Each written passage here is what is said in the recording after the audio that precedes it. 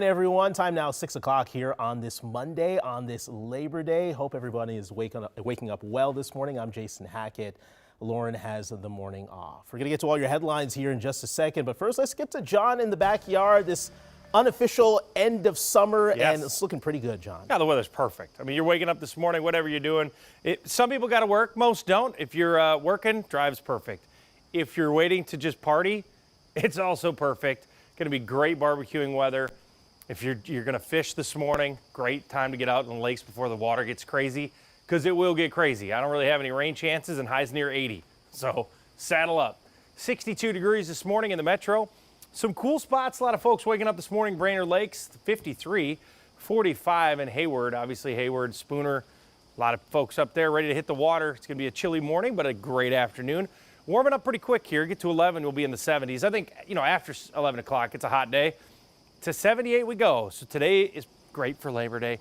We got to go back to school tomorrow, and we talk about actual weather. We have weather to talk about. Rain and cool air coming in your forecast. Cece, good morning. Good morning. Yeah, like John mentioned, a great time to hit the roads right now. I mean, really any time before 1. I think after 1, you'll definitely see more folks out on the road. But if you're heading out this morning, you're great. This is a look at the 694, 494 loop. Anywhere north of 694, really not seeing any slowing, along with south, or even if you're headed toward the Shakopee area or in the Cottage Grove area, things look really great. We are going to see a lot of construction starting up right away tomorrow, right after Labor Day, specifically in Ramsey, Bloomington, Golden Valley. A lot of projects tomorrow, and even continued work on 94. I hope you enjoyed about that 2-week break of not seeing crews on 94. Well, you will start seeing them tomorrow. So I'll talk about that just after 6:15.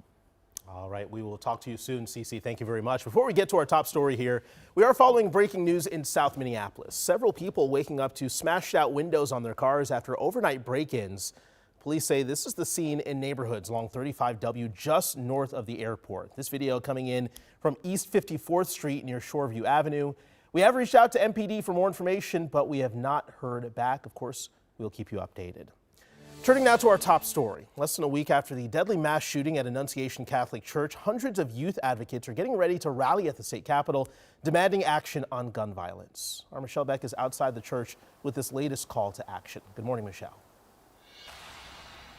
Well, hey there. We've seen so many youth come together and bring this memorial outside Annunciation Church to life.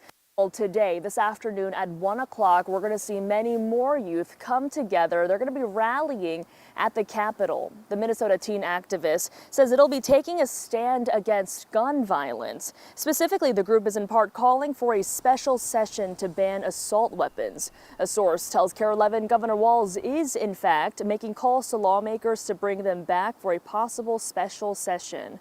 The governor writes it is time to take serious action at the state capitol to address gun violence. We're also hearing this again in national conversations, pushes for tougher gun restrictions and resources for mental health. One is to make sure that we are getting rid of assault weapons in our community. Two, that we are addressing mental health issues if there are some. Clearly, this young man was crying out for help. Why was no one hearing him? Why was no one listening? It really is a tragedy, and that's the part that we need to know is why wasn't this identified? Yeah, so we talked about calls for change from state and national leaders. Well, come tomorrow, local leaders, specifically the Twin Cities mayors, will be calling to change a state law that bans gun reforms at the city level. Back to you. All right, Michelle Beck reporting live this morning. Thank you. All right, now it's not clear when Annunciation students will return to school, but starting tomorrow, many kids across the state will go back for their first day of school. In Bloomington, Police Chief Booker Hodges is offering a message of support as students head back to school in his city. That as a police department, we will continue to work with our schools. We will continue to have plans with our schools in the event that unfortunately something happens. And we're praying to God that nothing ever happens here in Bloomington. But we work diligently with our schools, and we will continue to do so before these tragedies happen. That's just the way we roll in Bloomington, so community, you can be rest assured.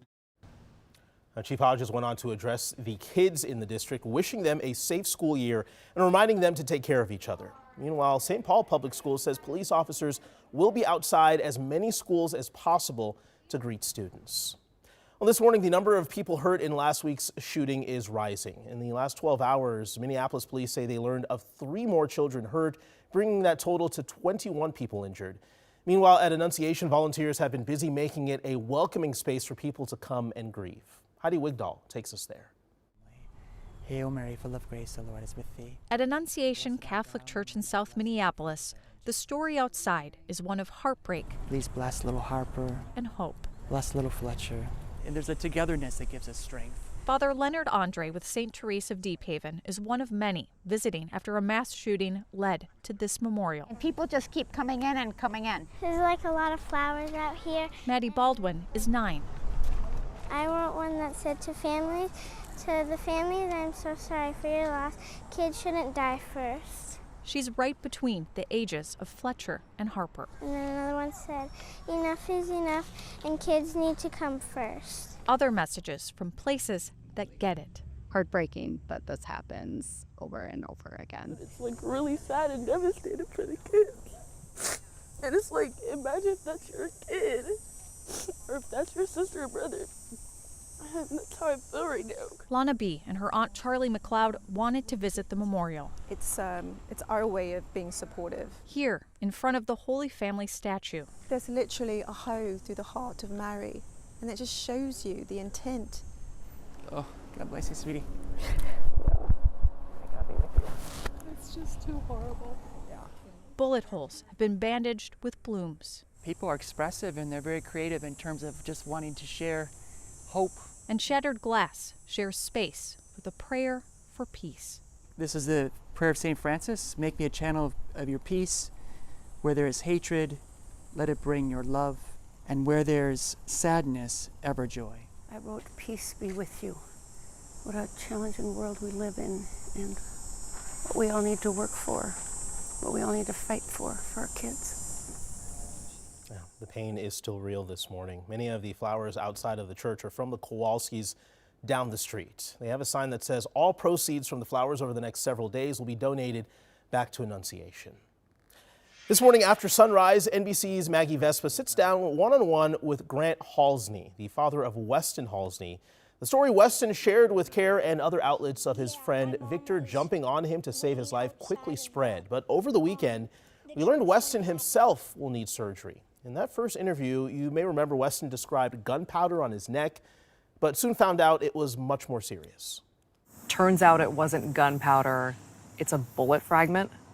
Yes, I think the bullet just maybe whizzed by his neck. So it entered and the bullet stopped right at his carotid artery. So it just ran out of momentum just in time.